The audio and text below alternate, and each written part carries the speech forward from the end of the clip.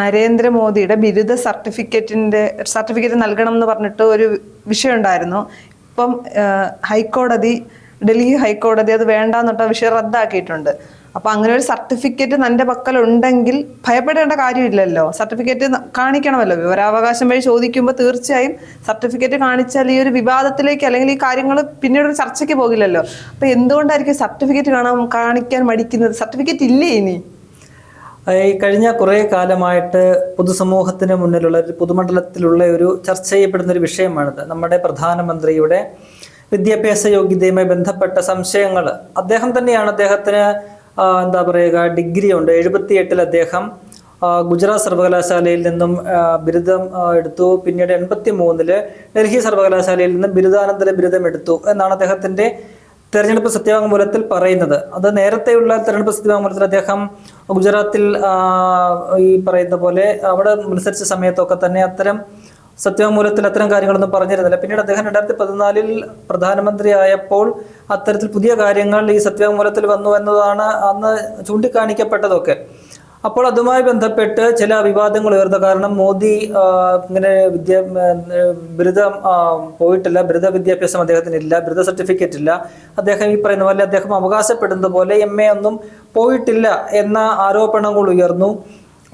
അപ്പോൾ അതിന് തെളിവ് വേണമെന്ന് പലരും ആവശ്യപ്പെട്ടു. എന്നാൽ അത് നൽകാൻ അദ്ദേഹത്തിന് തയ്യാറായില്ല. അപ്പോൾ BJP നേതാക്കളൊക്കെ തന്നെ അതിനെ പ്രതിരോധിച്ചുകൊണ്ട് രംഗത്തെത്തുകയൊക്കെയാണ് ചെയ്തത്. മോദി ഇന്നോളം അതിനെക്കുറിച്ച് ഒരു കമാന്തര അക്ഷരം അതിനെക്കുറിച്ച് മിണ്ടിയിട്ടില്ല. ഇപ്പോൾ എനിക്ക് അല്ലെങ്കിൽ സൗവർണയ്ക്ക് ഒരു ഡിഗ്രി സർട്ടിഫിക്കറ്റ് ഉണ്ടെങ്കിൽ ആരെങ്കിലും വന്ന് വെല്ലുവിളിച്ചാൽ നമുക്കുണ്ടെങ്കിൽ തോറ്റതാണെങ്കിൽ പോലും എടുത്ത് കാണിക്കുന്നത് ഞാൻ പഠിച്ചിട്ടുണ്ട്, ഞാൻ തോൽക്കുന്ന പല കാരണങ്ങൾ കൊണ്ടും തോൽക്കാം അല്ലേ. എല്ലാവരും പഠിക്കുന്ന എല്ലാവരും ഇപ്പം ഡിഗ്രിയോ ഒന്നും ജയിക്കണമെന്നില്ല. പ്രത്യേകിച്ച് രാഷ്ട്രീയ നേതാക്കൾ എന്നൊക്കെ പറഞ്ഞാൽ അവരൊരു ഡിഗ്രിയൊക്കെ എന്ന് പറയാൻ അവർക്കൊരു അലങ്കാരം മാത്രമാണ്. അപ്പോൾ അത് ഉണ്ടെങ്കിൽ വെല്ലുവിളിക്കുന്നതിന് മുന്നിലേക്ക് എടുത്ത് നീട്ടിക്കൊണ്ട് ഇത് കണ്ടില്ല, എനിക്ക് ഡിഗ്രിക്ക് പഠിച്ചിട്ടുണ്ട് എന്ന് നമുക്ക് കാണിക്കാം. അപ്പൊ പലരും ഇങ്ങനെ തമാശയായിട്ട് പറയാറുണ്ട്, ഈ ഉള്ള സാധനമല്ലേ കാണിക്കാൻ പറ്റൂ എന്ന് പലരും ഇങ്ങനെ ട്രോളായിട്ട് പലരും കമന്റ് ചെയ്യാറുണ്ട്. അപ്പോൾ അതൊക്കെ ശരിയാണ് എന്ന് നമുക്ക് തോന്നിപ്പോകും. ഇതുമായി ബന്ധപ്പെട്ട് 2014 ശേഷമാണ് മുൻ ഡൽഹി മുഖ്യമന്ത്രി അരവിന്ദ് കെജ്രിവാൾ, അതിനു മുന്നേ തന്നെ നീരജ് ശർമ്മ എന്ന് പറയുന്ന ഒരു വ്യക്തി, അദ്ദേഹം ഇത്തരം ഒരു ആവശ്യമായിട്ട് രംഗത്തെത്തിയത്. അദ്ദേഹമാണ് ആദ്യമായിട്ട് നിയമ പോരാട്ടം ഈ വിഷയത്തിൽ തുടങ്ങുന്നത്. ആദ്യം ഗുജറാത്ത് സർവകലാശാലയുടെ ആവശ്യപ്പെട്ട് അവർ കൊടുത്തില്ല. പിന്നീട് ഡൽഹിയിലെ സർവകലാശാലയിൽ ഓരോ സ്ഥാപനങ്ങൾക്കും വിവരാവകാശ ഇതുണ്ടല്ലോ, അപ്പോൾ അവിടെ ഇങ്ങനെ വിവരാവകാശ നിയമപ്രകാരം ഒരു അപേക്ഷ കൊടുത്തു അദ്ദേഹത്തിന്. അപ്പോൾ അവരത് കൊടുത്തില്ല, അവിടുത്തെ വിവരാവകാശ ഓഫീസർ അത് കൊടുത്തില്ല. അദ്ദേഹം പറഞ്ഞത് അത് വ്യക്തിപരമായ കാര്യമാണ്, അത് കൊടുക്കേണ്ട ആവശ്യമില്ല, തേർഡ് പാർട്ടിക്ക് കൊടുക്കേണ്ട ഒരു ആവശ്യമില്ല എന്നൊരു കാര്യമാണ് അദ്ദേഹം ചൂണ്ടിക്കാട്ടിയത്. ഇതിനെതിരെ ആ വ്യക്തി, ഒപ്പം തന്നെ പിന്നീട് 2014 വാരണാസിയിൽ മോദിക്ക് എതിരായിട്ട് മത്സരിച്ച അരവിന്ദ് കെജ്രിവാൾ, അവര് ഒക്കെ തന്നെ കേന്ദ്ര വിവരാവകാശ കമ്മീഷനെ സമീപിച്ചുകൊണ്ട് അപ്പീൽ കൊടുത്തു. ഇങ്ങനൊരാവശ്യം തങ്ങൾക്ക് ഇതുമായി ബന്ധപ്പെട്ട രേഖകൾ വേണമെന്ന് പറഞ്ഞ് അവിടെ സമീപിച്ചു. അങ്ങനെ അവിടെ നിന്ന് വിധി വന്നപ്പോൾ ഇവർക്ക് അനുകൂലമായിട്ടാണ് വന്നത്. കേന്ദ്ര വിവരാവകാശ കമ്മീഷൻ പറഞ്ഞത് ഡൽഹി ഹൈക്കോടതിയോടൊപ്പം തന്നെ ഡൽഹി സർവകലാശാലയോടും ഗുജറാത്ത് സർവകലാശാലയോടും പറഞ്ഞത് ഈ പറയുന്ന പരാതിക്കാർക്ക് അവരാവശ്യപ്പെടുന്ന കാര്യങ്ങൾ നൽകണം. അതിന്റെ രജിസ്റ്റർ 78 ഡൽഹി ഈ പറയുന്ന പോലെ ഡിഗ്രി പാസ്സായി എന്ന് പറയുന്ന കാലഘട്ടത്തിൽ 78 കാലഘട്ടത്തിൽ മോദിയുടെ മാത്രമല്ല ആ വർഷം ഡിഗ്രിക്ക് രജിസ്റ്റർ ചെയ്ത എല്ലാവരുടെയും അവരുടെ റോൾ നമ്പർ, അവരുടെ പേര്, അവരുടെ പിതാവിന്റെ പേര്, ഒപ്പം തന്നെ അവർ ഒബ്റ്റെയിൻ ചെയ്ത നേടിയ മാർക്ക് ഉൾപ്പെടെയുള്ള രേഖപ്പെടുത്തിയ രജിസ്റ്റർ അവർക്ക് പരിശോധിക്കാനുള്ള ഒരു അവസരം ഒരുക്കണം. മാത്രവുമല്ല ഇതിന്റെ ഒരു കോപ്പി ഇവർക്ക്, സർട്ടിഫൈഡ് ആയിട്ടുള്ള കോപ്പി ഇവർക്ക് സൗജന്യമായിട്ട് കൊടുക്കണം. ഇവരിൽ നിന്നും ഫീസ് ഒന്നും ഈടാക്കാൻ പാടില്ല. അങ്ങനെ ഒരു ഉത്തരവാണ് 2016 ഈ പറയുന്ന പോലെ കേന്ദ്ര വിവരാവകാശ കമ്മീഷൻ പുറത്തിറക്കിയത്. എന്നാൽ ഇതിനെതിരെ അപ്പീൽ പോവുകയാണ് ചെയ്തത്. ഈ പറയുന്ന സർവകലാശാലകൾ ആദ്യം ഗുജറാത്ത് ഹൈക്കോടതിയെ തന്നെ ഒരു അപ്പീലുമായിട്ട് ഗുജറാത്ത് സർവകലാശാല പോയി. ആ വിധിയിൽ എന്താ പറയുക, ഇവർക്ക് തിരിച്ചടിയാണ് ഉണ്ടായത്. ഈ പരാതിക്കാർക്ക് തിരിച്ചടി ഉണ്ടായി. ഇത് കെജ്രിവാളിന് പ്രത്യേകിച്ചും അദ്ദേഹത്തിന്റെ ഹർജി തള്ളിക്കൊണ്ട് അദ്ദേഹത്തിന്റെ ആ ഒരു ആവശ്യം നിരാകരിച്ചുകൊണ്ട് അങ്ങനെ വേണ്ട, തെരഞ്ഞെടുപ്പ് കമ്മീഷന്റെ കേന്ദ്ര തെരഞ്ഞെടുപ്പ് വിവരാവകാശ കമ്മീഷന്റെ ആ ഉത്തരവ് റദ്ദാക്കുകയാണ് ഗുജറാത്ത് ഹൈക്കോടതി ചെയ്തത്. അത് മാത്രവുമല്ല, ഈ അരവിന്ദ് കെജ്രിവാളിന് എതിരായിട്ട് 25,000 രൂപ പിഴ ചുമത്താനായിട്ട് ഗുജറാത്ത് ഹൈക്കോടതി ആവശ്യപ്പെടുകയും ചെയ്തു. പിന്നീടാണ് ഈ നീരജ് ശർമ്മ ഡൽഹി ഹൈക്കോടതിയിൽ ഒരു അപ്പീൽ കൊടുക്കുന്നുണ്ട്. ആ അപ്പീലിലാണ് ഈ നീരജ് ശർമ്മ ഈ വിഷയമായിട്ട് മുന്നോട്ട് പോകുന്നുണ്ട്. അതിനിടയ്ക്ക് ഡൽഹി സർവകലാശാല ഈ വിധിക്കെതിരെ, കേന്ദ്ര തെരഞ്ഞെടുപ്പ് വിവരാവകാശ കമ്മീഷന്റെ വിധിക്കെതിരെ ഡൽഹി ഹൈക്കോടതിയെ സമീപിക്കുന്നു. അതിനകത്ത് എതിർകക്ഷിയായിട്ട് വന്ന നീരജ് ശർമ്മയാണ്. ആ കേസിലാണ് ഇപ്പോൾ കോടതിയുടെ സച്ചിൻ ദത്ത എന്ന് പറയുന്ന ജസ്റ്റിസിന്റെ വിധിയാണ് വന്നത്.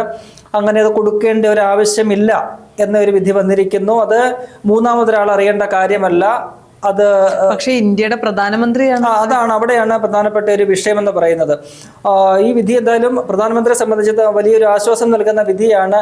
അദ്ദേഹം എന്തൊക്കെയോ പൊതിഞ്ഞു വെക്കാൻ ശ്രമിച്ചിരിക്കുന്ന ഒരു കാര്യമാണിതെന്ന് നമുക്ക് ഈ അവരുടെ ഒരു നടപടികളിലൂടെ നമുക്ക് സംശയിക്കേണ്ടി വരും. സാധാരണയായിട്ട് നമുക്കൊന്നും പേടിക്കാനില്ലെങ്കിൽ നമുക്കൊരു സർട്ടിഫിക്കറ്റ് ഉണ്ടെങ്കിൽ അത് തുറന്നു കാട്ടുന്നതിന് നാം നേരത്തെ പറഞ്ഞതുപോലെ തോറ്റ ഒരു ഇതാണെങ്കിൽ പോലും നമുക്കത് പറയാം, ഞാൻ ഇങ്ങനെ പഠിച്ചിട്ടുണ്ട്, പക്ഷെ പാസ്സായില്ല. ഈ സാധാരണ ജനങ്ങൾക്കൊക്കെ ഒരു സംശയം വരുമല്ലോ, ഞങ്ങളുടെ പ്രധാനമന്ത്രി ഇങ്ങനെ കള്ളം പറഞ്ഞതാണോ എന്ന് പറയുന്നത്. ഇതിന്റെ ഒരു പ്രധാന വിഷയം എന്ന് പറയുന്നത്, ഈ നമ്മൾ പറഞ്ഞാൽ വിഷയമില്ല. ഇപ്പൊ ഞാനോ സൗവർണിക അല്ലെങ്കിൽ മറ്റൊരാളോ ഞാനിങ്ങനെ ഒരു അവകാശവാദം ഉന്നയിച്ചാൽ നമുക്ക് പ്രശ്നമില്ല, അത് കള്ളമാണെന്ന് തെളിഞ്ഞാലും പ്രശ്നമല്ല. ഇവിടെ വിഷയമെന്ന് പറഞ്ഞാൽ പ്രധാനമന്ത്രി തെരഞ്ഞെടുപ്പുമായി ബന്ധപ്പെട്ട സത്യവാങ്മൂലത്തിൽ ഈ അവകാശവാദം ഉന്നയിച്ചിട്ടുണ്ട്. അവിടെയാണ് ഈ വിഷയം വരുന്നത്. അത് തെറ്റാണെന്ന് ഏതെങ്കിലും വിധത്തിൽ തെളിഞ്ഞു കഴിഞ്ഞാൽ വലിയ ഭവിഷ്യത്ത് അദ്ദേഹം നേരിടേണ്ടി വരും. അദ്ദേഹത്തിന് അയോഗ്യത ഉൾപ്പെടെയുള്ള കാര്യങ്ങളിലൊക്കെ അദ്ദേഹത്തിന്റെ ആ സ്ഥാനം പോകും. അതാണ് വലിയൊരു പ്രശ്നമെന്ന് പറയുന്നത്. കാരണം കേന്ദ്ര തെരഞ്ഞെടുപ്പ് കമ്മീഷൻ തെരഞ്ഞെടുപ്പിൽ മത്സരിക്കുന്നവർ നൽകുന്ന സത്യവാങ്മൂലം നമ്മൾ കണ്ടിട്ടുണ്ട്. ഒരുപാട് തെരഞ്ഞെടുപ്പ് കേസുകൾ നമ്മൾ കണ്ടിട്ടുണ്ടല്ലേ. ചെറിയൊരു പിഴവ് മതി, ഈ സ്വത്തുമായി ബന്ധപ്പെട്ടുള്ള അതിനകത്ത് 1 രൂപയുടെ 2 രൂപയുടെ ഒക്കെ പിഴവെന്നൊക്കെ പറഞ്ഞുകൊണ്ട് പലരും ഇങ്ങനെ അവര് ഊഹിക്കുന്ന സ്വത്തിന്റെ ഒരു ഇതുണ്ടല്ലോ, വാല്യൂ ഉണ്ടല്ലോ, അത് കുറഞ്ഞു പോയി എന്നൊക്കെ പറഞ്ഞ് ചിലപ്പോഴൊക്കെ കേസുകൾ പോകാറുണ്ട്. അതുകൊണ്ടൊക്കെ തന്നെ വലിയ ഒരു നമ്മൾ വളരെ സൂക്ഷ്മതയോടെ കൈകാര്യം ചെയ്യേണ്ട ഒരു കാര്യമാണ് ഈ തെരഞ്ഞെടുപ്പ് കൊടുക്കുന്ന സത്യവാങ്മൂലം എന്ന് പറയുന്നത്. അവിടെ തെറ്റ് സംഭവിച്ചാൽ, ഇപ്പം അടുത്തിടയ്ക്ക് നമ്മുടെ കേരളത്തിൽ നിന്നുള്ള അൻവർ സാദത്തിന്റെയാണ് SSLC ഇതുമായി ബന്ധപ്പെട്ട് അദ്ദേഹം പാസ്സായെന്ന് അവകാശപ്പെടുന്നുണ്ട്. അതുമായി ബന്ധപ്പെട്ടൊരു കേസ് ഇപ്പം നടന്നുകൊണ്ടിരിക്കുകയാണ്. അപ്പോൾ അതാണ് വലിയൊരു വിഷയം എന്ന് പറയുന്നത്. അത് തെറ്റാണെങ്കിൽ അദ്ദേഹം വലിയൊരു കുറ്റമാണ് ചെയ്തിരിക്കുന്നത്. അദ്ദേഹം ഈ പറയുന്ന പോലെ അയോഗ്യനാക്കപ്പെടുന്ന ഒരു സാഹചര്യത്തിലേക്ക് പോകും. അവിടെയാണ് ഇതുമായി ബന്ധപ്പെട്ട് എന്താണ് ഒളിക്കാനുള്ളത് എന്ന സംശയം വരുന്നത്. അദ്ദേഹത്തെ രക്ഷിക്കാനായിട്ട് ഈ പറയുന്ന പോലെ ഗുജറാത്ത് സർവകലാശാല ശ്രമിക്കുന്നു, ഡൽഹി സർവകലാശാല ശ്രമിക്കുന്നു എന്നൊക്കെയുള്ള ചോദ്യങ്ങൾ നമുക്ക് മുന്നിൽ വരുന്നു. പക്ഷേ അവിടെ നമുക്ക് തള്ളിക്കളയാൻ കഴിയാത്തത് ഇന്ത്യയുടെ നീതിന്യായ സംവിധാനമാണ്.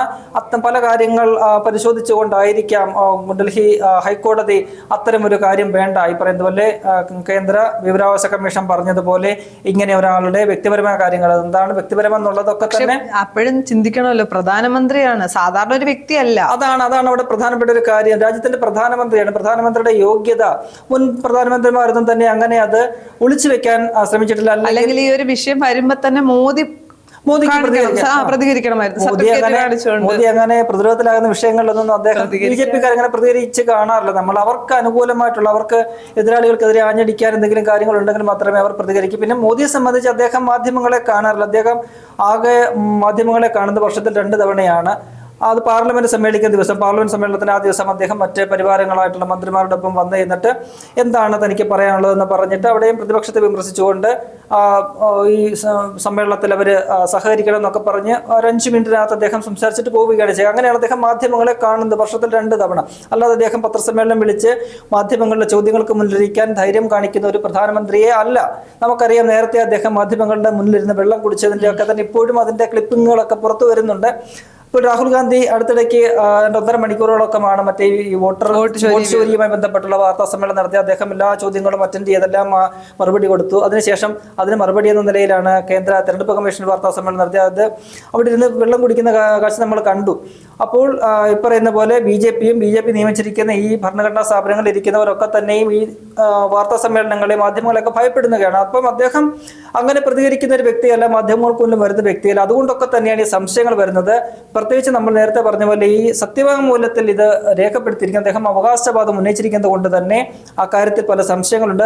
ജനങ്ങൾക്കും ഒരു കാര്യം അറിയാനൊരു ആഗ്രഹം കാണും, എന്താണ് പ്രധാനമന്ത്രിയുടെ യോഗ്യത, അത് ശരിയാണോ, അതിനെക്കുറിച്ച് കൂടുതൽ സംശയം വരുമ്പോൾ അത് ദൂരീകരിക്കേണ്ട ഒരു കാര്യം കൂടി ഉണ്ടല്ലോ. അപ്പോൾ അദ്ദേഹത്തെ അനുകൂലിക്കുന്നവരും പ്രതികൂലിക്കുന്നവരും ഉണ്ടാവും. അപ്പം അനുകൂലിക്കുന്നവർക്ക് പോലും ചിലപ്പം കാണും എന്റെ പ്രധാനമന്ത്രിയെ കുറിച്ച് ഇങ്ങനെ ഒരു ആക്ഷേപം വരുന്നു, അപ്പോൾ അത് ക്ലിയർ ചെയ്യപ്പെട്ടാൽ മാത്രമല്ലേ നമുക്കും എന്തെങ്കിലും മറുപടി പറയാൻ പറ്റൂ. ഇതിപ്പോൾ നിയമപരമായിട്ട് അദ്ദേഹം വിജയിച്ചു എന്നൊക്കെ പറയാമെങ്കിൽ പോലും എന്താണ് യോഗ്യത എന്ന് ചോദിച്ചാൽ അവർക്കും പറയത്തില്ല. ഇന്ത്യൻ പൊളിറ്റിക്സിലാണ് അദ്ദേഹത്തിന് ഡിഗ്രി എന്നൊക്കെ പറയുന്നത്. അങ്ങനെ ഒരു വിഷയമുണ്ടോ എന്നത് തന്നെ വലിയൊരു ഡിബേറ്റ് നടക്കുന്ന ഒരു കാര്യമാണ്. ആ സമയത്ത് ആ സർവകലാശാലയിൽ അത്തരം ഒരു സ്ട്രീം ഉണ്ടായിരുന്നു, ഇന്ത്യൻ പൊളിറ്റിക്സ് എന്ന് പറയുന്ന ഒരു സബ്ജക്ട് ഉണ്ടായിരുന്നു. അത് സംബന്ധിച്ച് തന്നെ വലിയൊരു ചർച്ച നടക്കുന്നുണ്ട്. അതില്ല എന്ന് തന്നെ പല പ്രഗത്ഭരും പറയുന്നുണ്ട്. അപ്പൊ അത് മാത്രമല്ല, ഇദ്ദേഹത്തെ പഠിപ്പിച്ച ഒരു അധ്യാപകൻ ജീവിച്ചിരിപ്പില്ല, അല്ലെ?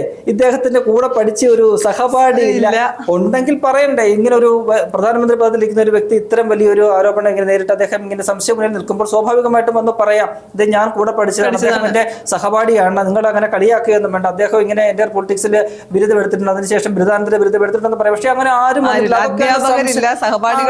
അദ്ദേഹത്തിന് അവകാശവാദങ്ങൾ അങ്ങനെ പലതും. നേരത്തെ അദ്ദേഹം പറഞ്ഞിട്ട് ഞാൻ കുട്ടിക്കാലത്ത് ചായ വിറ്റ് നടന്നു, ഒരു റെയിൽവേ സ്റ്റേഷനിൽ ചായ വിറ്റ് നടന്നു എന്നൊക്കെ പറഞ്ഞു. പക്ഷേ അതും കള്ളമാണെന്നൊക്കെ തെളിഞ്ഞു. കാരണം അദ്ദേഹം ചായ വിറ്റു എന്ന് പറഞ്ഞ കാലഘട്ടത്തിൽ ആ റെയിൽവേ സ്റ്റേഷൻ തന്നെ ഇല്ല, അതിനുശേഷമാണ് റെയിൽവേ സ്റ്റേഷൻ നിർമ്മിക്കുന്നത്.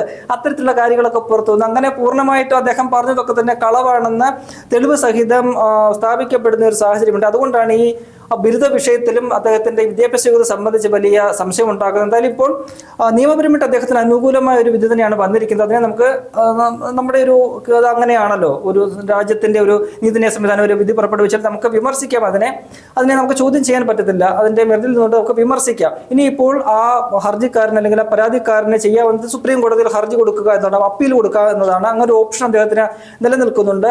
അദ്ദേഹം ഇത് പോകുമോ എന്നറിയില്ല. എന്തായാലും ഒരുപക്ഷെ അദ്ദേഹം പോയേക്കാം. അദ്ദേഹം ഈ പോരാട്ടത്തിൽ തന്റെ അവസാനത്തെ ആശ്രയമായിട്ടുള്ള സുപ്രീം കോടതി വരെ സാധ്യത അദ്ദേഹം വിനിയോഗിക്കുമെന്ന് നമുക്ക് പ്രതീക്ഷിക്കാം. അതിൽ അത്തരം പോയാലും ഇതിന്റെ ഒരു സത്യാവസ്ഥ പുറത്തു വരുമോ എന്നത് നമുക്ക് കാത്തിരുന്ന് കാണേണ്ടതാണ്.